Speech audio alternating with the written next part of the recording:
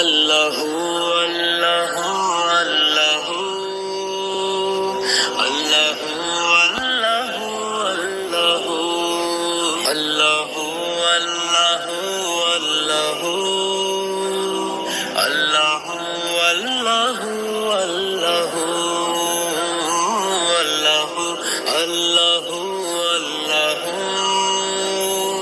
আল্লাহু আল্লাহু। অসাধারণ আয়োজনটি বাস্তবায়ন করবার জন্য যারা যেভাবে পরিশ্রম করেছেন, আমি বিশেষভাবে উল্লেখ করতে চাই চট্টগ্রাম মেডিকেল কলেজ হসপিটালের সম্মানিত director brigadier general Mohammad Taslim Uddin সাহেব, এবং উপস্থিত আছেন অত্র প্রতিষ্ঠান অর্থাৎ চট্টগ্রাম মেডিকেল কলেজের সম্মানিত অধ্যক্ষ যারা প্রফেসর ডাক্তার মোহাম্মদ জসিম উদ্দিন, সেই সাথে তাদের সহকর্মীবৃন্দ, সম্মানিত শিক্ষকবৃন্দ এবং আমার প্রাণপ্রিয় শিক্ষার্থীরা। আমরা মুহাম্মদ সাল্লাল্লাহু আলাইহি সাল্লামের উম্মত হতে পেরে অনেক বেশি গর্বিত এবং আল্লাহ সুবহানাহু ওয়া তাআলার কাছে অনেক বেশি কৃতজ্ঞতা আমাদের আদায় করতে থাকা উচিত। কারণ পৃথিবীর ইতিহাসে বহু মানুষ এসেছে, আরো বহু মানুষ আসবে। মুহাম্মদ সাল্লাল্লাহু আলাইহি সাল্লাম এমন মানুষ যে তার চাইতে জনপ্রিয়, তার চাইতে বেশি মানুষের ভালোবাসা পৃথিবীতে পেয়েছেন এমন আরেকজন মানুষ পৃথিবীতে আপনি খুঁজে বের করতে পারবেন না। শুধু তাকে ভালোবেসে তার নামে নিজের সন্তানকে নামকরণ করার যে রেকর্ড, এটা পৃথিবীর ইতিহাসে আরেকজন মানুষের বেলা আপনি দেখাতে পারবেন না। গোটা বিশ্বে মোহাম্মদ নামের যত মানুষ আছে এবং 1400 বছর ধরে তাকে ভালোবাসার যত মানুষ পৃথিবীতে আছে, গোটা পৃথিবীর সব মানুষের জনপ্রিয়তাকে যদিও জনপ্রিয়তা এই শব্দটি আজকাল খুব সস্তা ক্ষেত্রে ব্যবহার হয়, কিন্তু আমরা বোঝাতে চাচ্ছি যে মানুষের ভালোবাসা যে মানুষগুলোর জন্য থাকে, সেই ভালোবাসা সবগুলোকে যদি আপনি এক পাশে রাখেন আর মুহাম্মদ সাল্লাল্লাহু আলাইহি সাল্লামের প্রতি মানুষের ভালোবাসাকে যদি অপর প্রান্তে রাখেন, তো আমার তো ধারণা যে মুহাম্মদ সাল্লাল্লাহু আলাইহি সাল্লামের প্রতি মানুষের যে ভালোবাসা, এই ভালোবাসার ধারে কাছেও অন্য কোনোটাকে আপনি রাখতে পারবেন না। মানুষের ভালোবাসা খুব বেশি সময় ধরে আসলে ধরে রাখা যায় না। একজন মানুষ পৃথিবী থেকে চলে গেছেন 1400 বছর আগে, তার গত হওয়ার প্রায় 1.5 সহস্র বছর পরেও পৃথিবীতে তার যে জনপ্রিয়তা, বরং আমি ভিন্ন শব্দ বলি, তার প্রতি মানুষের যে ভালোবাসা, 1450 বছর পরের কথা, 14 বছর পরেই পৃথিবীর সকল জনপ্রিয় মানুষদের জনপ্রিয়তায় ভাটা পড়ে যায়।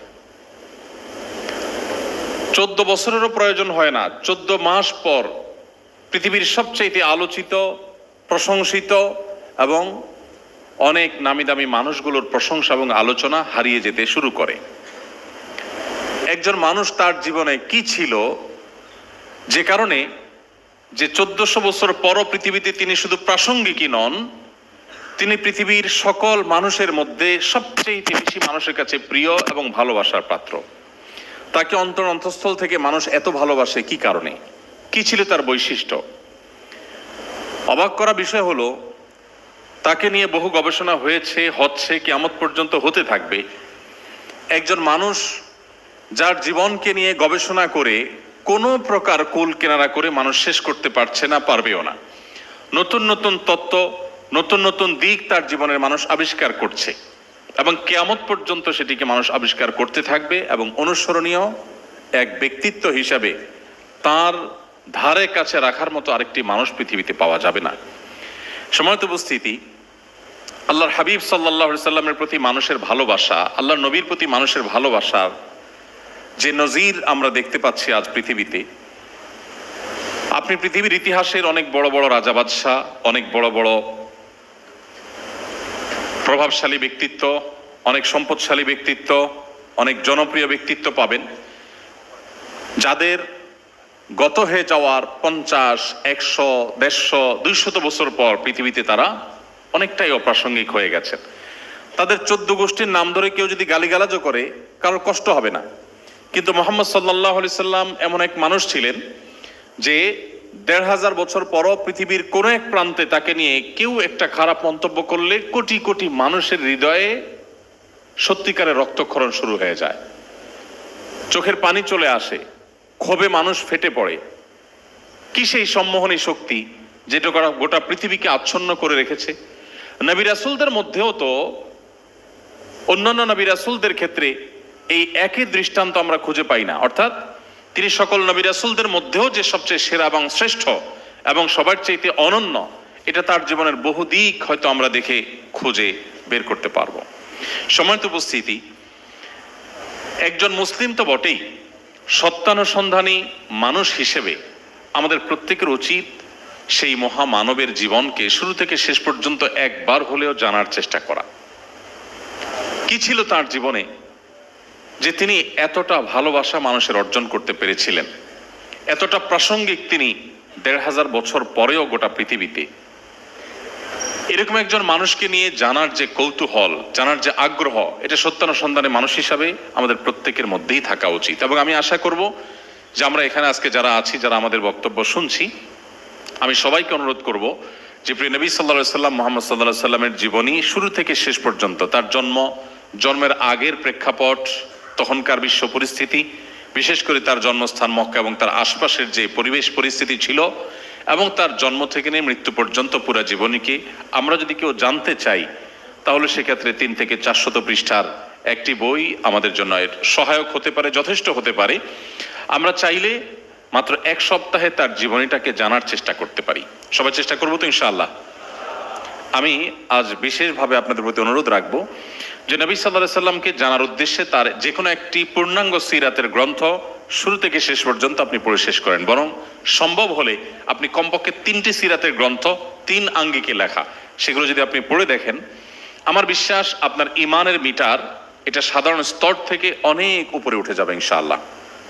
সম্মানিত উপস্থিতি, নবী করিম সাল্লাল্লাহু আলাইহি সাল্লাম পৃথিবীতে এসে পৃথিবীকে কি দিয়ে গেছেন, এই আলোচনা তো অনেক বড় আলোচনা।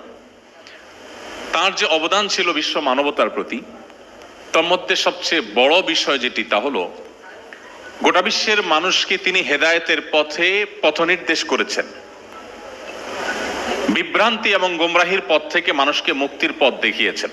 এজন্যই তাকে বলা হয় মানবতার মুক্তির দূত। মানুষের কল্যাণ এবং অকল্যাণের পথ তিনি চিহ্নিত করে দিয়ে গেছেন। আজ পৃথিবীতে অনেক আইডিয়া মানুষ এক্সপেরিমেন্ট করছে, অনেক আইডিয়া পশ্চিমে, পূর্বে, মধ্যে, গোটা পৃথিবীতে আপনি দেখবেন মানুষ অ্যাপ্লাই করে দেখছে। এই আইডিয়া, এই ধারণাগুলোকে অ্যাপ্লাই করার পর কখনো তার বিরূপ প্রভাব আমরা লক্ষ্য করছি, কখনো তার ভালো প্রভাব লক্ষ্য করছি, কখনো দেখতে পাচ্ছি যে একটা সময় পর্যন্ত তার ভালো প্রভাব থাকলেও আবার একটা সময় তার খারাপ প্রভাব আমাদের কাছে প্রকাশিত এবং প্রমাণিত হয়ে যায়। নবী করিম সাল্লাল্লাহু আলাইহি সাল্লাম তিনি যে লাইফস্টাইল, তিনি যে জীবন দর্শন বিশ্ব মানবতাকে দিয়ে গেছেন, আজও পর্যন্ত পৃথিবীতে কেউ এটি প্রমাণ করতে পারেনি যে মুহাম্মদ সাল্লাল্লাহু আলাইহি সাল্লামের দেওয়া লাইফস্টাইল বা তার দেওয়া জীবন দর্শনের এই দিকটা মানব সভ্যতার জন্য অনুপকারী বলে সাব্যস্ত হয়েছে। এটা আজও পর্যন্ত পৃথিবীতে কেউ বলতে পারেনি। বরং অবাক করা বিষয় হলো যে তার দেওয়া জীবন দর্শনের বিভিন্ন দিক, সেগুলোর যৌক্তিকতা, সেগুলোর বৈজ্ঞানিক ব্যাখ্যা, সেগুলোর যথার্থতা, এটা বিভিন্ন সময় শত শত বছর পর মানুষ আবিষ্কার করছে, উদ্ঘাটন করছে, অনুভব করছে, উপলব্ধি করতে পারছে। বিশেষ করে 2024-এর এই পর্যায়ে দাঁড়িয়ে আপনি নবী সাল্লাল্লাহু আলাইহি সাল্লামের শত শত সুন্নাহ খুঁজে পাবেন, যে সুন্নাহগুলোর যৌক্তিকতা, যথার্থতা 50, 100 বা 150 বছর আগেও পৃথিবীর মানুষ জানতো না, কিন্তু আজ সেটা দিনের আলোর মতো পরিষ্কার। তো এই মানুষটি সম্পর্কে জানার কৌতূহল, জানার আগ্রহ, জানার জন্য আমাদের মধ্যে প্রেরণা থাকা উচিত। অন্তত তার উম্মত হিসাবে, তার অনুসারীর দাবিদার হিসাবে তার জীবনী জানা আমাদের জন্য একেবারেই অপরিহার্য। আল্লাহ তাআলা আমাদের সবাইকে সেই তৌফিক দান করুন। সম্মানিত উপস্থিতি, নবী করিম সাল্লাল্লাহু আলাইহি সাল্লাম, তার কথা শুনলেই সাধারণত আমাদের স্মৃতিপটে বা মানসপটে ভেসে ওঠে যে তিনি ইসলাম ধর্মের প্রবর্তক ছিলেন। তিনি মানুষকে ধর্মের কথা বলতেন, আল্লাহর কথা, রাসূলের কথা বলতেন, আখিরাতের কথা বলতেন। এটুকুর মধ্যেই বোধহয় তার জীবন সীমাবদ্ধ। আমি এটুকু খাটো করে দেখাচ্ছি না, বরং এই বিষয়টা ছিল তার জীবনের সবচেয়ে বড় বিষয় এবং তার জীবনের সবচেয়ে বড় মিশন হলো, যেটা আমি একটু আগে বলছিলাম, মানবতাকে মুক্তির পথ দেখানো। মানবতার সত্যিকারের মুক্তির পথ কোথায়, কোন দিকে, এটি বিভিন্ন সভ্যতায় মানুষ বিভিন্ন রকমের আবিষ্কারের মধ্য দিয়ে এক্সপেরিমেন্ট চালিয়েছে। মানুষ দেখেছে যে এভাবে চলে দেখা যাক মানুষের অধিকার আদায় করা যায় কিনা, ওইভাবে চলে দেখা যাক মানুষকে সুখে বা শান্তিতে রাখা যায় কিনা। অন্য কোনো আইডিয়া হয়তো অন্য কোনো সভ্যতায় অন্য কোনো সমাজে এক্সপেরিমেন্ট করা হয়েছে যে সেটার কোনো সুফল পাওয়া যায় কিনা।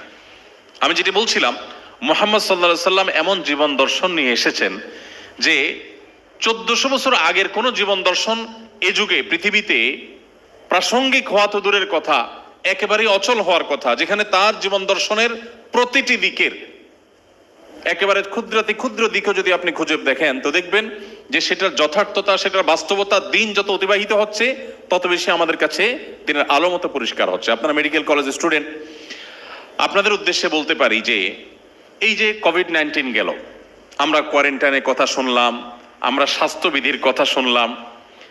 আমার কাছে একবার এক সাংবাদিক কোন একটা টিভি চ্যানেল উনি আসলেন কোভিড-19 সময়, এসে বললেন, হুজুর স্বাস্থ্যবিধি সম্পর্কে একটু কিছু কথা বলেন। তো আমি বললাম, এটা তো ডাক্তারদের সাবজেক্ট, এটা তো আমার সাবজেক্ট না, আমি তো একজন টিপিক্যাল হুজুর মানুষ, আমার কাছে তো হুজুরই কোনো সাবজেক্ট নিয়ে আসবেন।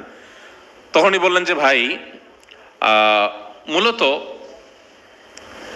আমাদের ধর্মে যেহেতু পরিচ্ছন্নতার কথা বলা আছে আর ডাক্তাররা আমাদেরকে পরিচ্ছন্ন থাকতে উৎসাহিত করেন, অনুপ্রাণিত করেন, তো এই জায়গাটায় যেহেতু আপনাদের ইন্টারেস্ট এবং ডাক্তারদের ইন্টারেস্টের জায়গাটা এক হয়ে যাচ্ছে, মানুষ যেহেতু আলেমদের কথা শুনতে পছন্দ করেন, আপনি কিছু কথা বলেন। তো সে প্রসঙ্গে আমরা কিছু কথা বললাম, সাংবাদিক অবাক হয়ে গেলেন এবং বললেন যে ভাই, এর অনেক কথা আমারও জানা ছিল অ্যাজ এ মুসলিম, তবে অবাক করা বিষয় হলো যে মনে হচ্ছে যে কোভিড-19 এই প্রেক্ষাপটে মহানবী হযরত মুহাম্মদ সাল্লাল্লাহু আলাইহি সাল্লাম মনে হচ্ছে আজকেই এই হাদিসগুলো বলে গেলেন। এটা যে 1450 বছর আগের বলা কথা, সেটা যে আজকের এই কোভিড-19 ভয়াবহ পরিস্থিতিতে গোটা পৃথিবী যখন দিশেহারা, এই সময়টাতেও তার সে কথাগুলো যে প্রাসঙ্গিক হতে পারে, এটা তো ভাবতেই অবাক লাগছে। কিভাবে সম্ভব এটা? পৃথিবীতে আপনি এমন মানুষ খুব কমই দেখাতে পারবেন যে মানুষ 500, 700, 800, 1000 বছর আগে কোনো কথা বলে গেছেন আর সেটা আজ একেবারে দিনের আলোর মতো মনে হবে, জলজল, একেবারে আজকের সঙ্গে খুবই প্রাসঙ্গিক, আজকের সময়ের সাথে সে কথা সামঞ্জস্যতা খুঁজে পাবেন। এরকম কথা খুব বেশি দেখানো যাবে না। 500, 700, 1000 বছর তো পরের কথা। 200 বছর আগের যে শিলালিপি পাওয়া যায়, 300 বছর আগের যে সমস্ত শিলালিপি পাওয়া যায়, আমাদের এই ভারতবর্ষে যারা শাসন করেছেন সেই মোগলদের আমলের লেখা যে শিলালিপি পাওয়া যায়, আপনি যদি সৌদি আরবে চলে যান, মাদায়েন সালেহ পাবেন। পৃথিবীর ইতিহাসের সবচেয়ে প্রাচীনতম সভ্যতার যে স্মৃতি পাওয়া যায় জর্ডানে বা মিডল ইস্টের কোনো কোনো জায়গায়, সেখানকার শিলালিপিগুলোকে উদ্ধার করে ইংরেজিতে বা সেখানকার স্থানীয় ভাষায় আরবিতে যে লেখা আছে, সে সমস্ত লেখা পড়লে বোঝা যাবে যে কেমন যেন একটু ভিন্ন ভিন্ন, আমাদের এখনকার ভাষার সাথে যায় না। এত দূরে যাওয়া লাগবে না, আপনি আমাদের দেশেই 200-300 বছর আগের কোনো পুরাকীর্তিতে কোনো লেখা থাকলে সেই লেখাকে আপনি যদি মিলান, কোনো চিঠি থাকলে সেই পুরাতন যুগের কোনো চিঠি জাদুঘরে থাকলে সেটার ভাষাকে যদি আপনি মেলান, আপনি দেখবেন যে আজকের ভাষার সাথে যায় না, কেমন জানি একটা ভিন্ন ভিন্ন ভাব, সেকেলে সেকেলে ভাব, অনেক আগের, মনে হয় যে অচল, এখন আর চলে না। কিন্তু আপনি যদি আরবি ভাষা সম্পর্কে প্রাথমিক ধারণা নেন, আপনাকে গভীর পাণ্ডিত্য অর্জন করতে হবে না। এখানে অনেকে আছেন যারা মাদ্রাসা ব্যাকগ্রাউন্ডের, আপনারা পড়াশোনা করেছেন, আরবি ভাষা সম্পর্কে আপনি একেবারে প্রাইমারি ধারণা যদি আপনি নেন, আপনি বিস্মিত হতে বাধ্য। মহানবী হযরত মুহাম্মদ সাল্লাল্লাহু আলাইহি সাল্লামের 1500 বছর আগে বলা কথাগুলো, যেগুলো হাদিস আকারে সংরক্ষিত আছে, সেই কথাগুলো আজকের আরবি ভাষার সাথে যদি আপনি মিলান, কম্পেয়ার করেন, আপনার কাছে একটুও মনে হবে না যে এই কথা 100 বা 200 বছর আগের পৃথিবীতে কেউ বলেছে। আল্লাহর শপথ করে বলছি যে এটি মিরাকল ছাড়া, এটি স্বাভাবিকভাবে কোনোদিনই সম্ভবপর হয় না। সম্মানিত উপস্থিতি, মুহাম্মদ সাল্লাল্লাহু আলাইহি সাল্লামের জীবনী নিয়ে যদি আমরা আলোকপাত করি, তো একটা কথা বলে দিতে পারি, আল্লাহর সৃষ্টি জগতের সবচেয়ে বড় বিস্ময়ের নাম হলো মুহাম্মদ সাল্লাল্লাহু আলাইহি ওয়াসাল্লাম। সৃষ্টি জগতের সবচেয়ে বড় বিস্ময়ের নাম হলো আল্লাহ রাসূল সাল্লাল্লাহু আলাইহি ওয়াসাল্লাম। দেখুন, আমি এই কথাটি বিভিন্ন জায়গায় রিপিট করার চেষ্টা করি একজন মানুষ পৃথিবীতে এসেছেন বিপদ মাথায় করে। পৃথিবীতে যখন এসেছেন, অর্থাৎ পৃথিবীর আলো যেদিন তিনি প্রথম দেখেছেন, মায়ের গর্ভ থেকে যেদিন ভূমিষ্ঠ হলেন, সেদিন কিন্তু তিনি ইয়েতিম হয়েই পৃথিবীতে এসেছেন, অর্থাৎ মাতৃগর্ভে থাকা অবস্থাতেই বাবাকে হারিয়েছেন। দুনিয়ার আলো দেখার আগেই বিপদ মাথায়, দুনিয়ার আলো দেখার পরপরই তার মমতাময়ী মাকে হারিয়েছেন। মায়ের বুকের দুধটুকু খাওয়ার সৌভাগ্য তার জীবনে হয়নি। মা এবং বাবা উভয়কে হারানো এই দুধের শিশু দাদা আব্দুল মুত্তালেবের পরিচর্যায়, তার তত্ত্বাবধানে যখন বড় হতে লাগলেন, মক্কার সবচেয়ে প্রভাবশালী নেতা আব্দুল মুত্তালেবের ছত্র ছায়ায় যখন সম্ভ্রান্ত পরিবারের শিশু হিসেবে বেড়ে উঠতে লাগলেন, সামান্য একটু বেড়ে উঠতে না উঠতেই আল্লাহ রাব্বুল আলামিন দাদা আব্দুল মুত্তালেবকেও নিয়ে গেলেন। এরপর তার সবচেয়ে বড় আশ্রয়দাতা এবং সবচেয়ে বড় অবলম্বন হলেন দুজন, একজন ঘরের ভেতরে আরেকজন ঘরের বাহিরে। ঘরের ভেতরে অবলম্বন হলেন খাদিজা রাদিয়াল্লাহু তাআলা আনহা, তার সহধর্মিণী, আমাদের মা উম্মুল মুমিনিন। আর বাহিরে ছিলেন কে? চাচা আবু তালেব।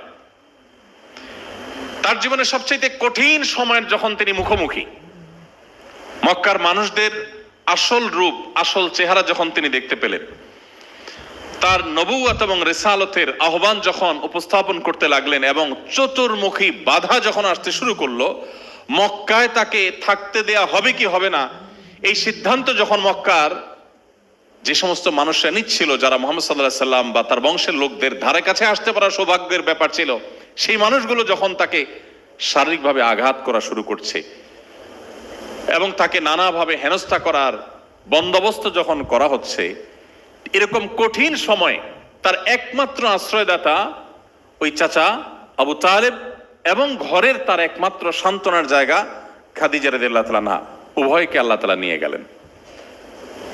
আপনি চিন্তা করেন, বিপদ মাথায় করে দুনিয়াতে এলেন, দুনিয়ার আলো দেখতে না দেখতে মায়ের মৃত্যু, দাদার মৃত্যু, চাচার মৃত্যু, একমাত্র নিজের আশ্রয়দাতা এবং সান্ত্বনাদাতা স্ত্রী খাদিজা রাদিয়াল্লাহু তাআলা আনহার মৃত্যু। এরপর শুরু হলো মক্কার মুশরিকদের নির্যাতন, নিষ্পেষণের স্টিম রোলার। মুখে থুতু নিক্ষেপ করা থেকে নিয়ে সিজদা যাওয়ার পর উটের বুড়ি, পেটের ভেতরকার ময়লা, আবর্জনা, উটের আবর্জনা ছাগলের আবর্জনার মতো না, অনেক বড়, অনেক ভারী, অনেক ওজন, সেটা সিজদা যাওয়ার পর তার মাথার উপর চাপিয়ে দেওয়া হলো। নড়ার শক্তি নাই, নিঃশ্বাস বন্ধ হয়ে মৃত্যু হওয়ার উপক্রম। তার কন্যা দূর থেকে দেখে এসে চিৎকার করে কাঁদতে কাঁদতে বাবাকে উদ্ধার করলেন। তাকে শারীরিকভাবে আক্রমণ করে রক্তাক্ত করা হয়েছে সাফা পাহাড়ের উপর। আবু লাহাবের পাথরের আঘাতে তার শরীর থেকে রক্ত ঝরে পড়েছে। তায়েফের মানুষকে রক্ষা করতে গেলেন, তাদেরকে মুক্তির পথে আহ্বান করতে গেলেন, জবাবে তারা তার রক্তে তাকে এমন ভাবে রঞ্জিত করলেন যে তার শরীরের রক্ত গিয়ে জুতোর সাথে মিশে একাকার হয়ে পা এবং জুতা লেপ্টে গেল। তিনি যখন তায়েফ থেকে নিগৃহীত হয়ে, নির্যাতিত হয়ে নিজের মাতৃভূমিতে ফিরে আসলেন, মাতৃভূমির মানুষ তখন তাকে জায়গা দেবে কি দেবে না, ঢুকতে দেবে কি দেবে না, সে আশঙ্কা মাথায় নিয়ে তাকে প্রবেশ করতে হলো। এত নির্যাতনের মুখে আর সেখানে টিকতে পারলেন, আল্লাহর নির্দেশে তাকে হিজরত করতে হলো। নিজের মাতৃভূমি ছেড়ে চলে যাওয়া, জীবনে কখনো ফিরে আসার সুযোগ হবে কিনা সেটা জানেন না। আমাদের মাতৃভূমির মতো সাধারণ মাতৃভূমি নয়, যে মাতৃভূমিতে আল্লাহর ঘর আছে, বাইতুল্লাহ আছে, যেখানে ওমরা করতে হয়, হজ করতে হয়, তওয়াফ করতে হয়, সমস্ত দুঃখ গাথা আল্লাহকে নিবেদন করার সুযোগ যেখানে আছে, সেই সুযোগ হাতছাড়া হয়ে যাবে, নিজের মাতৃভূমি হাতছাড়া হয়ে যাবে। এই সব কিছু রেখে রাতের অন্ধকারে চলে যেতে হবে। সেই চলে যাওয়াটাও সুখকর নয়, চলে যেতেও তাকে দেয়া হচ্ছে না। তাকে রাতের অন্ধকারে পালিয়ে, গতানুগতিক পথ এড়িয়ে, ভিন্ন পথে গিয়ে, গারে সৌরের গুহায় গিয়ে আশ্রয় নিয়ে জীবন বিপন্ন হওয়ার উপক্রম, এরকম শত শঙ্কা মাথায় নিয়ে তাকে মদিনায় যেতে হলো। মদিনায় এসে যে শান্তিতে থাকতে পেরেছেন তা তো না, একের পর এক বদর, উহুদ, খন্দক, একটার পর একটা যুদ্ধ তাকে চাপিয়ে দেয়া হলো। একটার পর একটা জুলুম তার উপরে চাপিয়ে দেওয়া হলো, আগ্রাসন তার উপরে চাপিয়ে দেওয়া হলো। গোটা মদিনাকে শুধুমাত্র তাকে কেন জায়গা দেওয়া হলো, সেজন্য ধ্বংস করার সকল আয়োজন পরিসমাপ্ত করা হলো। আপনি যদি নবী সাল্লাল্লাহু আলাইহি সাল্লামের জীবনে অধ্যয়ন করেন, আপনি অবাক হবেন। আমার মনে হয় এমন একটি রাত ছিল না তার জীবনে, যেই রাত নিশ্চিন্ত মনে, নির্ভাবনায়, কোনো প্রকার দুশ্চিন্তার এবং কোনো প্রকার টেনশন ছাড়া, অর্থাৎ কোনো প্রকার চাপ ছাড়া তিনি তার একটি রাত অতিবাহিত করার সুযোগ পেয়েছেন। এটা তার জীবনে আপনি হয়তো একদিনও খুঁজে পেতে কষ্ট হবে। একজন মানুষের দুনিয়াতে আসার আগে থেকে বিপদ, দুনিয়া আসার পর পদে পদে এভাবে বিপদ ঠেলতে ঠেলতে তার জীবনকে পার করেছেন। আমরা তো এরকম মানুষকে জনম দুঃখী বলে আখ্যায়িত করি, কিন্তু আপনি অবাক হয়ে যাবেন যে নবী করিম সাল্লাল্লাহু আলাইহি সাল্লামকে আল্লাহ তাআলা পৃথিবীর সবচেয়ে সফল, সবচেয়ে সার্থক মানুষদের শীর্ষে রেখেছেন। এত বিপদগ্রস্ত মানুষ, গোটা জনম যার, গোটা জীবন যার গেছে বিপদে বিপদে, সে মানুষদের বেঁচে থাকাটাই তো বেশি। তিনি কি শুধু বেঁচে থেকেছিলেন? তিনি কি করেছেন? তার যে মিশন নিয়ে তিনি এসেছিলেন, শত সহস্র বাধার পাহাড় প্রাচীরকে ডিঙ্গিয়ে তার সে মিশনকে সফলতার সর্বোচ্চ চূড়ায় রেখে তারপর দুনিয়া থেকে চলে গেছেন সাল্লাল্লাহু আলাইহি ওয়াসাল্লাম। প্রিয় ভাইরা আমার, তার পুরো জীবনের প্রত্যেকটা অধ্যায় বিষয়ে এতজন সহধর্মী নিয়ে সাথে নিয়ে সংসার করেছেন, ঘর করেছেন, কিন্তু তার সে সাংসারিক জীবনে একজন স্ত্রীর একটি কমেন্ট আপনি তার শত্রুদের লেখা বইও বের করতে পারবেন না যে যিনি বলবেন যে আমি আসলে আনহ্যাপি ছিলাম তার সাথে। আপনি দেখাতে পারবেন না। এত শত্রু ছিল তার। মক্কা থেকে মদিনা আসার পর যে শান্তি থাকতে পারবেন তা না তো। মক্কা থেকে যেরকম সেখান থেকে বসে বসে তারা যুদ্ধগুলো চাপিয়ে দিয়েছে, আবার মদিনার ভেতর থেকে ইহুদিরা, মুনাফিকরা কত মুখী বাধা তাকে অতিক্রম করতে হয়েছে। বেদুইনরা আজকে এরা যুদ্ধের প্রস্তুতি নেয়, কালকে তারা গুপ্ত হামলা করার প্ল্যান করে, পরশুদিন দেখা যাচ্ছে মুনাফিকরা মসজিদ নির্মাণ করেছে, তাকে দিয়ে উদ্বোধন করবে, আসলে পাথর প্রস্তুত করে রেখেছে যে তিনি যাবেন আর ছেড়ে দিয়ে তাকে হত্যা করবে। কত শত আয়োজন। তখনকার যে পৃথিবীর পরাশক্তিগুলো ছিল তারা কি বসেছিল? তারাও সদা প্রস্তুত ছিল এবং তারাও সক্রিয় ছিল। রোমানরা, পারস্যের সম্রাটরা, কে না তার সাথে যুদ্ধে জড়িয়েছে। সম্মানিত উপস্থিতি, একজন মানুষের দুনিয়ার আলো দেখবার আগে থেকে নিয়ে তার ওয়াফাত বা মৃত্যুর শেষ মুহূর্ত পর্যন্ত প্রতিটা মুহূর্তে যাকে শত সহস্র বাধার প্রাচীর ডিঙ্গিয়ে সামনে চলতে হয়েছে, তার বেঁচে থাকাটাই তো মিরাকল। সেখানে শুধু তিনি বেঁচে থাকেন নাই, তার আদর্শকে শুধু বাঁচিয়ে রাখেন নাই, তার আদর্শকে পৃথিবীর সবচেয়ে শক্তিশালী আদর্শ হিসাবে প্রতিষ্ঠা করে তারপরে দুনিয়া থেকে গেছেন। সময় বা সুযোগ পেয়েছেন প্রকৃত অর্থে মাত্র 10 বছর। মক্কার যে জীবন ছিল তার, সে মক্কার 53 বছর পুরোটাই তো ছিল অলমোস্ট চাপের উপরে, প্রেসারের উপরে। প্রকাশ্যে নামাজ পড়াই দায়, প্রকাশ্যে মানুষকে ইসলামের প্রচারের কথাই বলা যেখানে দায় ছিল, সেখানে কাজ করবার সুযোগ কোথায়? মদিনায় এসে কিছুটা অনুকূল পরিবেশ পেয়েছেন শত সহস্র বাধা সত্ত্বেও।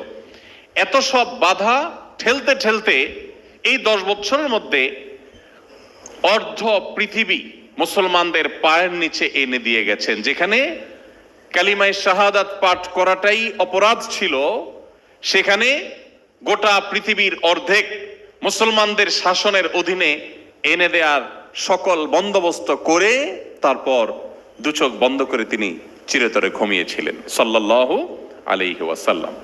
সম্মানিত উপস্থিতি, এত বাধা যার জীবনে, এত সংগ্রাম যার জীবনে, সে মানুষটার জীবনে অনেক ভুল হওয়ার কথা, অনেক বিচ্যুতি হয়ে যাওয়ার কথা। আপনি অবাক হবেন যে তার এই 63 বছরের জীবনে একটি ঘটনা আপনি বের করতে পারবেন না, একটি সিঙ্গেল ঘটনা আপনি বের করতে পারবেন না যে তিনি কোনো একটা কিছু করার পর তাকে লজ্জিত অনুতপ্ত হয়ে সরি বলতে হয়েছে যে আসলে ভুল হয়ে গেছে আমার। আপনি এরকম একটা ঘটনা বের করতে পারবেন না। আপনি ছোট্ট একটা প্রতিষ্ঠানের পরিচালনা করেন 1 বছরের জন্য, 1 বছর পর আপনার অন্তত 5টা 10টা 20টা বিষয় এমন পাওয়া যাবে যে আসলে ডিসিশনটা সঠিক হয়নি, এখানে এই রোল প্লে করাটা ঠিক হয় নাই, এখানে এই কথা বলাটা ঠিক হয়নি, এরকম বহু জিনিস আপনি বের করতে পারবেন। আমরা বিভিন্ন প্রতিষ্ঠান পরিচালনার সাথে জড়িত আছি, আমার সুন্নাহ ফাউন্ডেশন আছে, আমাদের ঘর বাড়ি আছে, সংসার আছে। সাংসারিক জীবনে আপনি আপনার স্ত্রীর কাছে কতবার সরি বলতে হয়েছে? যারা বিবাহিত আছেন তারা টের পাবেন, এখানে সরি একটু বেশিই বলা লাগে। কিন্তু আপনি মুহাম্মদ সাল্লাল্লাহু আলাইহি সাল্লামের জীবনে যদি না পড়েন, আপনার জীবনের সবচেয়ে বড় দুর্ভাগ্যজনক অধ্যায় হবে সেটি। আপনি মুসলমান, আপনি মুহাম্মদ সাল্লাল্লাহু আলাইহি সাল্লামের জীবনীটা একবার পড়ে দেখেননি? তার পুরো জীবনে, দাম্পত্য জীবনে স্বামী স্ত্রীর মধ্যে বোঝাপড়ার যে একটু গরমিল হয়নি তা কিন্তু না, হয়েছে। তিনি অভিমান করে বাসা থেকে মসজিদে এসে শুয়ে রয়েছেন, বাসায় আজ যাচ্ছেন না, অভিমান করে। সাহাবীদের মধ্যস্থতায় সেটি নিষ্পত্তি হলো, তিনি বাসায় গেলেন। তিনি আমাদের মতো রক্ত মাংসের তৈরি মানুষ ছিলেন, তবে আমাদের সাথে তার কোনো তুলনা চলে না। তার স্ত্রীদের মধ্যেও পরস্পর একাধিক স্ত্রী থাকলে যা হয়, মনোমালিন্য, প্রতিযোগিতা, এগুলো সবই ছিল। এবং প্রতিযোগিতার লেভেল এ পর্যন্ত হয়েছে যে একজন স্ত্রী, নবী সাল্লাল্লাহু আলাইহি সাল্লাম তার ঘরে তিনি যেদিন থাকার কথা পালা হিসাবে, ওই দিন আরেকজন স্ত্রী বাটিতে করে একটু খাবার প্রস্তুত করে নবীজির জন্য পাঠিয়েছেন, যে আজকে আমার পালা যেদিন থাকতো সেদিন তো আমি খাওয়াতাম, বাট আরেকজনের পালা তিনি খাওয়াবেন, আমি পাশাপাশি একটু কিছু একটা দিয়ে শেয়ার করলাম। যার ঘরে আসছে তিনি দেখে খুব স্বাভাবিকভাবে, আজকে আমার ঘরে থাকার দিন, আমি নবীজিকে আমার মন মতো খাওয়াবো, আরেকজন সেটা পাঠিয়ে সে ভালো হওয়ার চেষ্টা করছে, এটা তো সহ্য করা যায় না। বাটি ধরে ছুঁড়ে ফেলে দিলেন, খাবার পড়ে গেল, বাটি 2 টুকরা হয়ে গেল। নবী করিম সাল্লাল্লাহু আলাইহি সাল্লাম দৃশ্যটা দেখার পর তিনি ঘর থেকে বের হয়ে বাটির ভাঙা অংশগুলো কুড়িয়ে আনলেন।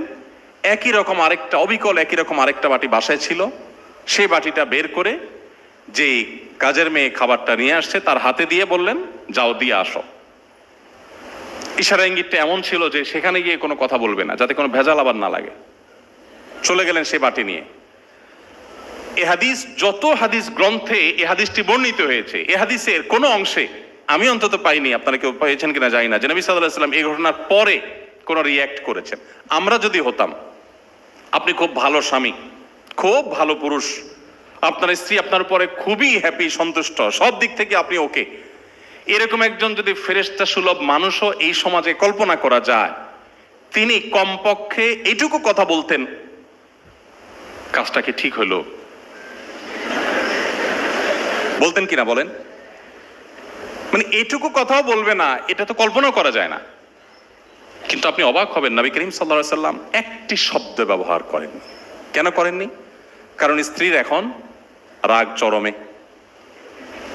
এই মুহূর্তে কোনো কিছু বলে যুদ্ধ বাঁধিয়ে দেওয়ার কোনো মানে হতে পারে না। নবী করিম সাল্লাল্লাহু আলাইহি সাল্লামের পারিবারিক জীবন বলেন, তার রাজনৈতিক জীবন বলেন, তার সামরিক জীবন বলেন, তার ব্যক্তিগত জীবন বলেন, তার শৈশব বলেন, তার যৌবন বলেন, তার বার্ধক্য বলেন, শাসক মুহাম্মদ সাল্লাল্লাহু আলাইহি সাল্লামের কথা বলেন, বাবা মুহাম্মদ সাল্লাল্লাহু আলাইহি সাল্লামের কথা বলেন, এবং নেতা মুহাম্মদ সাল্লাল্লাহু আলাইহি সাল্লামের কথা বলেন। আপনি তার জীবনের এক একটা অধ্যায় নিয়ে যদি পড়াশোনা করেন, আপনি ঘাটেন, আল্লাহর শপথ করে বলছি, আপনার ইমানের মিটার এমন তরতর করে বাড়বে যে আপনি যেই লেভেলের ইমানদার আছেন সেখান থেকে আপনি নিজেকে অন্য জগতের বাসিন্দা মনে করবেন। দুর্ভাগ্যজনক বিষয় হলো, আমরা মুসলমানরা মুহাম্মদ সাল্লাল্লাহু আলাইহি সাল্লামকে জানার প্রতি আমাদের তেমন কোনো আগ্রহ নাই। আপনারা সবাই শিক্ষিত মানুষ, আপনারা জাতির কর্ণধার, আপনারা মানব সেবার অনেক অনেক ভালো ভালো জায়গায় আপনারা চলে যাবেন হয়তো ইনশাআল্লাহ। আমি আপনাদেরকে আবারও আকুল আবেদন রাখতে চাই যে আপনার জীবনে আর কিছু পড়েন বা না পড়েন, আল্লাহর হাবিব সাল্লাল্লাহু আলাইহি সাল্লামের পুরো জীবনী গ্রন্থ, সম্ভব হলে 3টি জীবনী গ্রন্থ আপনি সিলেক্ট করে, একটি হতে পারে রাহিকুল মাখতুম, ভারতবর্ষের একজন লেখক সফিউর রহমান রহমাতুল্লাহ আলাইহির লেখা, যেটা মক্কা থেকে সিরাত এর বইয়ের উপরে যে কম্পিটিশন হয়েছে তার উপরে প্রথম স্থান অধিকার করেছে এবং গোটা বিশ্বে জনপ্রিয় সিরাত গ্রন্থগুলোর একটি, সেটি পড়তে পারেন। সেই সাথে ডক্টর আলী সাল্লাবি আপনার মিশরের একজন বিশ্ববিখ্যাত একজন ইতিহাসবিদ, সমকালীন বিশ্বের সবচাইতে পপুলার মুসলিম ইতিহাসবিদদের একজন। তার লেখা বই পড়তে পারেন। সৈয়দ আবুল হাসান আলী আন-নদভী রহমতুল্লাহ আলাইহের যে নবী রহমত বইটি আছে, আমাদের ইসলামিক ফাউন্ডেশন থেকে প্রকাশিত হয়েছে, তার অনুবাদ, সেটি পড়তে পারেন। আরো বিভিন্ন প্রতিষ্ঠান থেকে প্রকাশিত হয়েছে। এরকম আরো বহু সিরাত গ্রন্থ আছে। আপনি কমপক্ষে 3টি সিরাত গ্রন্থ পড়েন। আমার জীবনে কোরআনে কারীম এবং সিরাত গ্রন্থ যতবার পড়ার সুযোগ হয়েছে, যত অক্ষরে অক্ষরে লাইনে লাইনে পড়ার সুযোগ হয়েছে, এটি আমার জীবনে আর কোনো বই পড়ার সুযোগ হয়নি। এবং এখনো আমি নিয়ম করে সব সময় নবী করিম সাল্লাল্লাহু আলাইহি ওয়াসাল্লাম সিরাতের বই পড়ার চেষ্টা করি। এবং একই বই রাহিকুল মাকতুম আমার জীবনে যে কত শতবার পড়েছি আমি মনে হয় গুণে শেষ করতে পারবো না। আমার নিয়মিত পাঠ্য তালিকার মধ্যে রাহিকুল মাকতুম এবং এরকম আরো সিরাত গ্রন্থগুলো, একই বই আপনি বারবার পড়েন, বারবার নতুন নতুন ফিল আপনি অনুভব করবেন। আল্লাহ তাআলা আমাদের সবাইকে প্রিয় নবী সাল্লাল্লাহু আলাইহি সাল্লামের রঙে রঙিন হওয়ার তৌফিক দান করুন। সম্মানিত উপস্থিতি, আজ আপনি মানবতার কথা শুনেন, চারপাশে অনেক মানবতার কথা শুনবেন, মানব অধিকারের কথা শুনবেন। মুহাম্মদ সাল্লাল্লাহু আলাইহি সাল্লামের মানবিক দিকগুলো যেগুলো তার জীবনে ছিল, তার জীবনে যে সমস্ত মানবাধিকারের নীতিমালা তিনি প্রণয়ন করে গেছেন এবং যেগুলোর বাস্তবায়ন তিনি করেছেন, আপনি যদি সেগুলোর উপরে পড়াশোনা করেন এবং ঘাঁটেন, আপনি অবাক হয়ে যাবেন যে ১৫০০ বছর আগের পৃথিবীতে মানুষ এটা কিভাবে বলতে পারে। আমি সবসময় একটা কথা বলি, সিরাত পাঠের আগে বা নবী সাল্লাল্লাহু আলাইহি সাল্লাম সম্পর্কে আলোচনা শোনা বা বলার আগে আপনাকে একটু থামতে হবে। আপনি কয়েক সেকেন্ডের জন্য চেষ্টা করতে হবে কল্পনার জগতে ১৫০০ বছর আগের পৃথিবীতে ফিরে যাওয়ার। তারপর আপনি তার জীবনী পাঠ করা শুরু করবেন। তাহলে আপনি উপলব্ধি করতে পারবেন তার জীবনীর যে সমস্ত গুরুত্বপূর্ণ দিক আছে সেগুলো আমাদের জন্য কত বেশি তাৎপর্যপূর্ণ, এবং কম্পেয়ার করতে আপনার সুবিধা হবে। যেমন আজ শিক্ষার কথা আমরা সবাই বলি, শিক্ষার গুরুত্ব একজন রিক্সা চালক, একজন দিনমজুর, একজন খেটে খাওয়া শ্রমিক, একজন সাধারণ মানুষ, একজন অশিক্ষিত মানুষও বুঝেন যে শিক্ষা আজ খুবই গুরুত্বপূর্ণ একটা বিষয়। কিন্তু আপনি যদি 50 বছর আগের বাংলাদেশের বাস্তবতার কথা চিন্তা করেন, আমাদের বয়স তো খুব বেশি না, এখানে স্যারদের, প্রিন্সিপাল স্যার, ডিরেক্টর স্যার, তারা আমার সাথে অনেক বেশি বয়সে সিনিয়র। অনেক স্যাররা আছেন এখানে অনেক সিনিয়র, আমি তাদের সন্তান বা ছোট ভাইয়ের বয়সী। আমি আমার শৈশবে গ্রামীণ পরিবেশে যেহেতু বড় হয়েছে, আমি গ্রামের ছেলে, আমি দেখেছি যে অনেক বাবা মা সন্তানদের খেতে কাজ করাটাকে পড়ালেখা করার চাইতে অনেক দরকারি কাজ মনে করতেন। এখনো হয়তো গ্রামে গঞ্জে খুঁজলে কিছু পাওয়া যাবে। তাহলে 40 বছর 45 বছর আগের বাস্তবতা যদি এই হয়, তাহলে 200 বছর আগের বাস্তবতা এই দেশে কি ছিল? এভাবে আপনি ১৫০০ বছর আগের সেই আরবের বাস্তবতা যদি চিন্তা করেন, তখন পড়ালেখার মতো একটা বেহুদা কাজ, জ্ঞান অর্জন করার মতো একটা অপ্রয়োজনীয় কাজ, সেই সমাজের মানুষের কাছে একটা হাস্যকর কাজ, আনপ্রোডাক্টিভ একটা কাজ আরেকটা মনে হয়েছিল না। তখন জ্ঞান অর্জন করার চাইতে মানুষের কাছে বেশি গুরুত্বপূর্ণ ছিল পেশি শক্তি কার বেশি। কারো সন্তান হয়েছে, তাকে সবকিছুর আগে কিভাবে সে ঘোড়া চালাবে, কিভাবে সে তীর চালাবে, কিভাবে সে তরবারি চালাবে, কিভাবে সে বল্লম চালাবে, কিভাবে সে যুদ্ধ করবে, কিভাবে সে শারীরিক কসরত করে শক্তিশালী হবে, এই প্রচেষ্টাই ছিল। যুদ্ধ ছাড়া মারামারি, খুনাখুনি, রাহাজানি, দখলদারিত্ব, এগুলো ছাড়া তখন মধ্যপ্রাচ্যের, তখন ইসলাম পূর্ব আরবের মানুষের আর কোনো কাজ ছিল না। তাদের কাছে শিক্ষা সবচেয়ে অপ্রয়োজনীয় ছিল। ওই বাস্তবতায় দাঁড়িয়ে আমি এই জন্য বলেছি যে ১৫০০ বছর আগে চলে যেতে হবে আপনাকে। মুহাম্মদ সাল্লাল্লাহু আলাইহি সাল্লামকে নিয়ে আপনি যখন অধ্যয়ন করবেন, আপনি ফিরে যেতে হবে যে তিনি কোন বাস্তবতায় কথা বলেছেন। আপনি এখন 2024 সালে এসে জ্ঞান অর্জনের গুরুত্ব অনেক অনুধাবন করেছেন। পয়সা, পড়ালেখা ছাড়া কোনো কিছুই চলে না, গোটা পৃথিবী অচল জ্ঞান ছাড়া, বিজ্ঞান ছাড়া। এই পর্যায়ে দাঁড়িয়ে আপনি জ্ঞান বিজ্ঞানের অনেক ফজিলত, অনেক মর্যাদা, অনেক ওয়াজ, অনেক লেকচার আপনি দিতে পারবেন। কিন্তু ১৫০০ বছর আগে যেই সমাজে জ্ঞানের কোনো 2 পয়সার মূল্য ছিল না, সেই সমাজের মানুষের বুকের উপর দাঁড়িয়ে সর্বপ্রথম নির্দেশ আল্লাহর পক্ষ থেকে যখন আসে, ইকরা বিসমি রাব্বিকাল্লাযী খালাক, তখন বুঝতে আর বাকি থাকে না এটা কোনো মানুষের রচিত কোনো গ্রন্থ না, এটা মানুষের দেয়া কোনো কথা না, এটা মহান আল্লাহর দেয়া কথা। সেই জগদ্দল পাথর বুক থেকে, মানবতার বুক থেকে সরিয়ে শিক্ষার আলো সেখানে জ্বালিয়ে গোটা পৃথিবীর মানুষকে সর্বপ্রথম শিক্ষার সবচেয়ে বেশি গুরুত্ব, নামাজের ব্যাপারেও তখন নির্দেশ আসে নাই, রোজার নির্দেশে তখন আসে নাই, হজ করার নির্দেশও আসে নাই, জাকাত দেওয়ার নির্দেশ আসে নাই, বাবা মার প্রতি সদাচরণ নির্দেশ আসে নাই, প্রতিবেশীর সাথে সদাচরণ নির্দেশ আসে নাই। সবকিছুর আগে সর্বপ্রথম নির্দেশ এসেছে ইকরা বিসমি রাব্বিকাল্লাযী খালাক। আপনার কাছে কি বিষয়টা স্বাভাবিক মনে হয়? 1400-1500 বছর আগে, 1450 বছর আগের পৃথিবীতে একটা সমাজের মানুষকে প্রথম এমন এক নির্দেশ দেওয়া হচ্ছে যে নির্দেশের কোনো গুরুত্ব সমাজের মানুষের কাছে নাই, এবং এটা দিয়েই শুরু করা হচ্ছে। নবী করিম সাল্লাল্লাহু আলাইহি সাল্লাম তিনি তার সেই মানবিক যে মুহাম্মদ সাল্লাল্লাহু আলাইহি সাল্লামের যে রূপ, আমরা নবী মুহাম্মদ সাল্লাল্লাহু আলাইহি সাল্লামকে অনেকে জানি, মানবিক মুহাম্মদ সাল্লাল্লাহু আলাইহি সাল্লামকে আমরা অনেকে জানি না।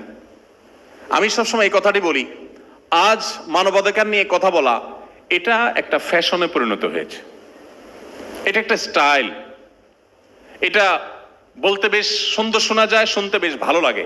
মানবাধিকারের কথা, শ্রমিকের অধিকার, নারীর অধিকার, এগুলো বললেই শরীরের মধ্যে একটা ভাব চলে আসে, তাই না?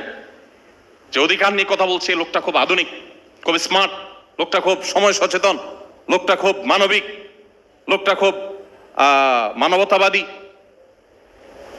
আপনারা আমার চেয়ে নিশ্চয়ই অনেকে ভালো জেনে থাকবেন, আজ পৃথিবীতে আমাদের দেশেও অনেক মানুষ মানবাধিকারের অনেক সুন্দর সুন্দর সবক শোনায়, বুলি আওড়ায়, কিন্তু এগুলো সবগুলো হলো বিভিন্ন এমবাসি থেকে পাওয়া, বিদেশিদের কাছ থেকে পাওয়া বিভিন্ন প্রজেক্টের টাকা হালাল করার জন্য। জাস্ট বিভিন্ন অধিকার নিয়ে কাজ করবে, অ্যাক্টিভিজম করবে, নানা কাজ কাম করবে, এবং সেগুলো দেখিয়ে বিভিন্ন বাজেট তারা সেখান থেকে নিবে। আবার অনেকে আছেন যে আমরা আমাদের মানবিক দিকগুলো জাহির করছি, বিশেষ করে যারা সোশ্যাল অ্যাক্টিভিস্ট, তারা মানবিক কাজগুলো অনেকেই করে থাকেন। এই যে ফেনীতে, লক্ষ্মীপুরে, কুমিল্লাতে যে ভয়াবহ বন্যা মাত্র হয়ে গেল, অনেক মানুষ আছেন যারা কষ্ট করে ঢাকা থেকে, চট্টগ্রাম থেকে অনেক কষ্ট করে গেছেন, সেখানে অনেক কাজ করেছেন। তার দিন শেষে টার্গেট ছিল সেখানে গিয়ে একটা, এরকম অনেক মানুষ আছে না, যে সেখানে গিয়ে একটা ছবি তোলা, একটা লাইভ করাটা টার্গেট। কিন্তু নবী করিম সাল্লাল্লাহু আলাইহি সাল্লাম যখন মানবাধিকারের কথা বলেছেন, তখন পৃথিবীতে কোন প্রজেক্টের লোভে কোন মানুষ মানবাধিকারের কথা বলা তো দূরের কথা, তখন সেই কথাগুলো বলা ছিল সে সমাজে নিজের অস্তিত্বকে হুমকির মধ্যে ফেলে দেওয়া। মেয়ে হিসাবে জন্মগ্রহণ করা যে সমাজে অপরাধ হিসাবে গণ্য করা হতো, নারী হিসাবে জন্মগ্রহণ করেছে এটাকে একটা দোষণীয় বিষয় মনে করা হতো। নিজের বাবা নিজের কন্যা সন্তান মেয়ে কেন হলো, যুদ্ধে তো আমার সাথে যেতে পারবে না, এই সন্তান দিয়ে তো আমার কাজে লাগবে না, সেজন্য তাকে জীবন্ত পুঁতে ফেলতো যেই সমাজ, সেই সমাজের বুকের উপর দাঁড়িয়ে মুহাম্মদ সাল্লাল্লাহু আলাইহি সাল্লাম শুধু নারীকে রক্ষা করেন নাই, আকাশে তুলে রেখে গেছেন। তিনি বলে গেছেন, কোন বাবা যদি দুটি কন্যা সন্তানকে সঠিকভাবে লালন পালন করে, কোনো বৈষম্য না করে, কোনো অবিচার না করে, সঠিকভাবে তাদের তদারকি করে, সুসন্তান বানায়, আল্লাহর সাথে পরিচিত করায়, ঈমান তার ভিতরে প্রথিত করে, কোন প্রকার জুলুম অবিচার না করে, এক কথা সদাচরণ করে, দায়িত্বশীল অভিভাবকের দায়িত্বটা যদি পালন করে, দুটি কন্যা সন্তানের এরকম দায়িত্ব নিলে নবী করিম সাল্লাল্লাহু আলাইহি সাল্লাম সেই ব্যক্তির জান্নাতের গ্যারান্টি এবং নবীর সাথে জান্নাতে থাকার গ্যারান্টি দিয়েছেন। আমি প্রায় কম্পেয়ার করে বলার চেষ্টা করি, এখানে অনেকে আলেমারা আছেন, ওলামা ইকরাম অনেকে আছেন, নবী করিম সাল্লাল্লাহু আলাইহি সাল্লামের হাদিসের ভান্ডার থেকে আপনি একটি হাদিসও খুঁজে পাবেন না যে দুটি কন্যা সন্তানকে লালন পালন করলে এত মর্যাদার কথা আল্লাহ নবী বলেছেন। তার বিপরীতে 1 ডজন ছেলে সন্তান লালন পালন করলে নবী সাল্লাল্লাহু আলাইহি সাল্লাম জান্নাতের বারান্দায় জায়গা থাকবে, এরকম কথাও বলেননি। অর্থাৎ মেয়ে হিসাবে জন্মগ্রহণ করার পর তার বাঁচার অধিকার আছে, এই কথা মুহাম্মদ সাল্লাল্লাহু আলাইহি সাল্লাম বলে থামেন নাই। সমাজের সবচেয়ে বেশি সম্মানের সাথে, মর্যাদার সাথে বাঁচার অধিকার তাকে দিয়ে গেছেন। অবাক করা বিষয় হলো, ইমাম মালিক রহমতুল্লাহ আলাইহি বলতেন, আল আম্বিয়া ও আবুল বানাত। নবী সাল্লাল্লাহু আলাইহি সাল্লাম শুধু নীতিবাক্য শুনে নীতিবাক্য শুনিয়ে বা থিওরি দিয়ে যান নাই। আল্লাহ রাব্বুল আলামিন আমাদের নবী সাল্লাল্লাহু আলাইহি সাল্লামকে বেশ কয়েকটা ছেলে সন্তান দিয়েছেন, কিন্তু তাদের সবাইকে নিয়ে গেছেন কখন? একেবারে শৈশবে, শিশুকালে। তার 4টি কন্যা সন্তান বড় হওয়া পর্যন্ত বেঁচে ছিলেন, স্বাভাবিক জীবনযাপন করেছেন, এবং তারাও ছেলে সন্তানের মা হয়ে দুনিয়া থেকে গেছেন, তারা সবাই কন্যা সন্তান। তিনি কন্যাদের অধিকার, মেয়েদের অধিকারের ব্যাপারে শুধু কথা বলেছেন তা নয়, যেহেতু তার পুরো লাইফটা আল্লাহ রাব্বুল আলামিন, আমাদের সবার জীবনে আল্লাহর কর্তৃক নিয়ন্ত্রিত, আল্লাহ রাব্বুল আলামিন তার হাবিব, তার রাসূলের জীবনে, তার সংসারে, তার ঘরে ছেলে সন্তান রাখেনি নেই, যেগুলোকে বাঁচিয়ে রেখেছেন সবগুলা কন্যা সন্তান।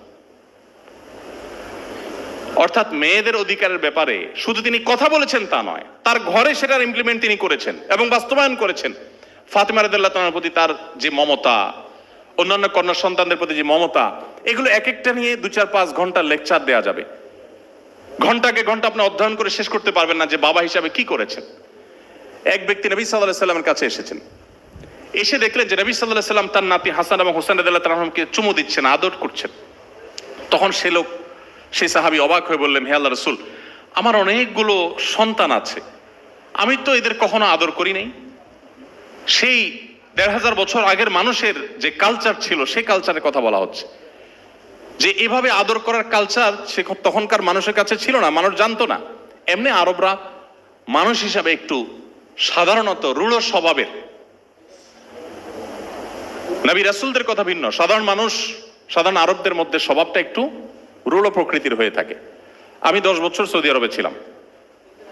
ইসলামিক অ্যাফেয়ার্স মন্ত্রণালয়ের তরফ থেকে বাংলা ভাষাভাষীদের মধ্যে দাওয়াতি কাজ করা আমার দায়িত্ব ছিল। তো ফ্যামিলি সহ থাকতাম। আমার বাসার সামনে আমি একবার দেখলাম এক সৌদিয়ান যাচ্ছে, তার পেছন দিয়ে তার ছোট বাচ্চারা যাচ্ছে, কত 5-6 বছর বয়স হবে হয়তো। তো বাচ্চাটা বাবার পেছনে দৌড়ে দৌড়ে যাচ্ছে, দৌড়াতে গিয়ে ছোট মানুষ আর ওরা ছোট বাচ্চারাও জুব্বা পরে, লম্বা জুব্বা পরে, তো জুব্বার সাথে প্যাঁচে এসে পড়ে গেল, বেশ জোরে সোরেই পড়লো। তো আমি খেয়াল করলাম অনেক দূর থেকে তার বাবা বাচ্চার কান্নার আওয়াজ শুনে হালকা একটু ঘাড়টা ঘুরায় দেখলেন, দেখে বললেন, ইয়াল্লাহ গুম, ইস মুশকিলা, খালাস গুম। মানে সমস্যা কি, উঠো হাঁটো আসো। আমি আমার মিসেসকে বললাম যে দেখো তো, এটা কোনো বাঙালি বাবা দ্বারা সম্ভব? আমরা হলে দৌড় দিয়ে চলে যেতাম, আরে বাচ্চারা পড়ে গেছে, তাড়াতাড়ি করে মুছে দিতাম, কোলে নিতাম, বাবা কিছু হয় না, কাঁদে না, থামো, কত কাহিনী করতাম। আর ওই লোকটা আমি দেখলাম, আমার চোখের সামনে দেখা ঘটনা, যে অনেক দূরে বাচ্চাটা পড়ে আছে, কাঁদতেছে, বেশ ব্যথা পাইছে, বলতেছে খালাস ইস মুশকিল, ইয়াল্লাহ গুম, সমস্যা কি, উঠো দাঁড়াও আসো। এটা বলে সে আবার হাঁটা শুরু করছে। বাচ্চাও নিরুপায় দেখছে, আর কি করা, কষ্ট করে উঠে বেচারা হাঁটা শুরু করে দিচ্ছে। সেই আরবের মানুষ, এটা তো আমি বলছি 10 বছর আগের কথা, আর 1500 বছর আগের বাস্তবতা কি ছিল? ওই ব্যক্তি নবী সাল্লাল্লাহু আলাইহি ওয়াসাল্লাম বলছেন, রাসূলুল্লাহ আমার অনেকগুলো সন্তান আছে, আমি কোনোদিন এদের কপালে, এদের গালে কখনো চুমো দিয়ে আদর করে আমি কখনো দেখি নাই। নবী করিম সাল্লাল্লাহু আলাইহি ওয়াসাল্লাম তখন বেশ শক্ত ভাষায় বলেছিলেন, যে ব্যক্তি মানুষের প্রতি দয়া করে না, মায়া করে না, ভালোবাসা দেয় না, স্নেহ দেয় না, মমতা দেয় না, সে ব্যক্তি আল্লাহর পক্ষ থেকে স্নেহ, মমতা, ভালোবাসা পায় না। নবী করিম সাল্লাল্লাহু আলাইহি ওয়াসাল্লাম কি করেছেন বিশ্ব মানবতার জন্য? নীতিবাক্য বলা বহু মানুষ আপনি পাবেন, থিওরি দেওয়া বহু মানুষ আপনি পাবেন, একটি বিষয় দেখাতে পারবেন না যে মুহাম্মদ সাল্লাল্লাহু আলাইহি ওয়াসাল্লাম শুধু থিওরি দিয়ে গেছেন। তিনি যেগুলো থিওরি দিয়ে গেছেন তার সবগুলো বাস্তবায়ন করে গেছেন। মাত্র ওই যে বললাম, মদিনায় আসার পর 10 বছর স্বাভাবিক জীবন যাপন করার সুযোগ পেয়েছেন, তাও প্রতি বছর যুদ্ধ, এক না একাধিক। প্রতি রাত তাকে টেনশন নিয়ে ঘুমাতে যেতে হতো। এত চাপের মধ্যে, ভেতরের চাপ মদিনার ইহুদিদের, মুনাফিকদের, বাহিরের চাপ মক্কার মুশরিকদের, আর আরো দূরের চাপ রোমানদের, বিভিন্ন অনারব শাসকদের, রাজাদের।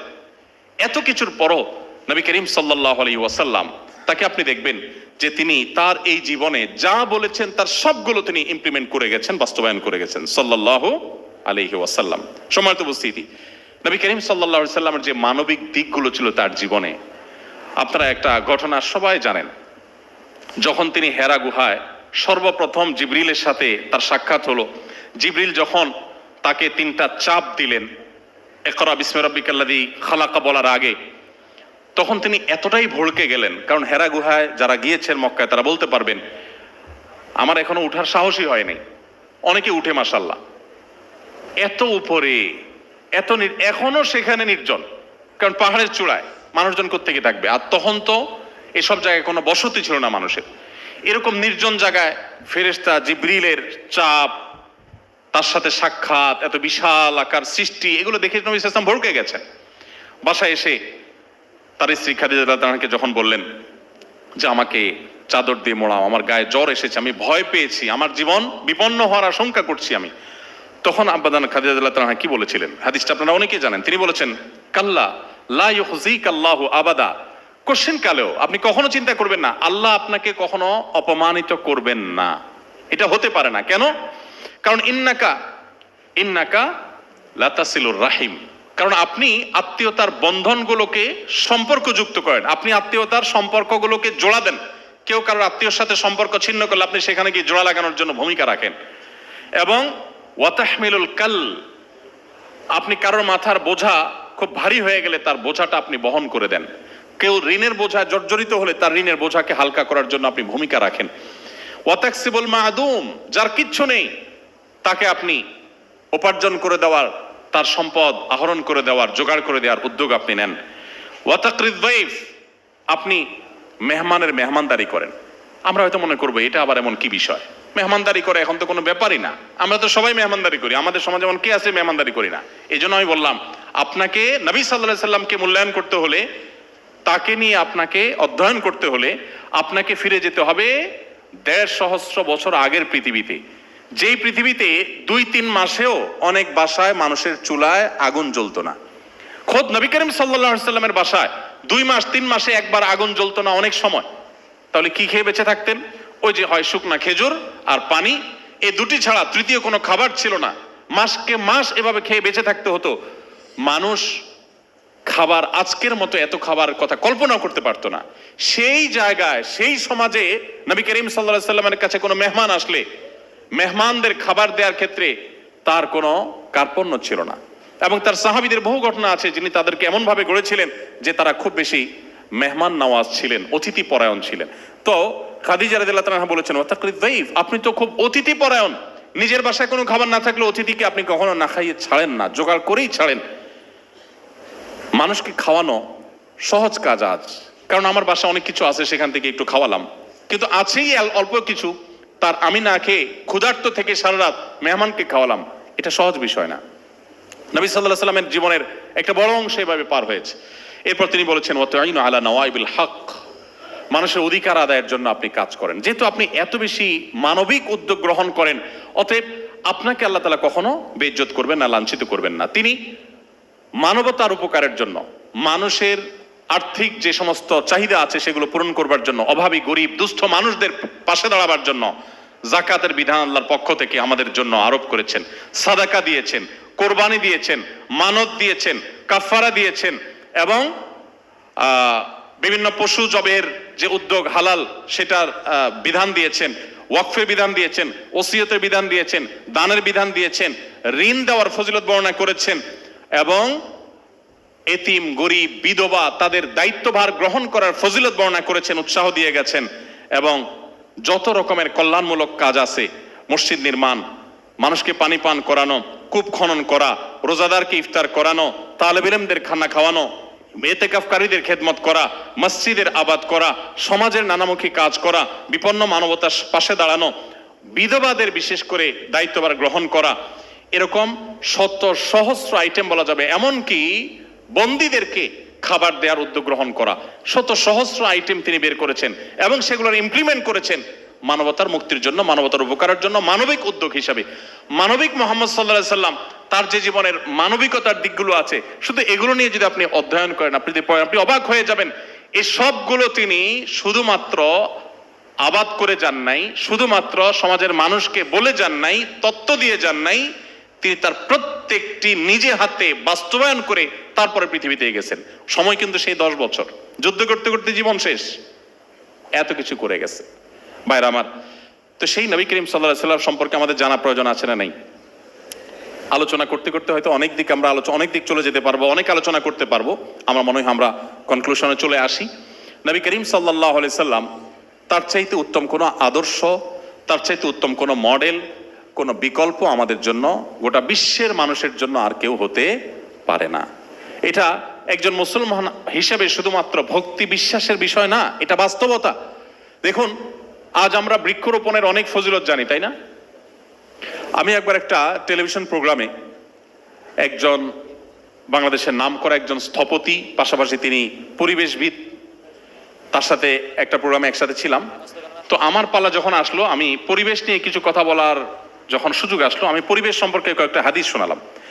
আমার বক্তব্য শেষ করার পর অনুষ্ঠানের ফাঁকে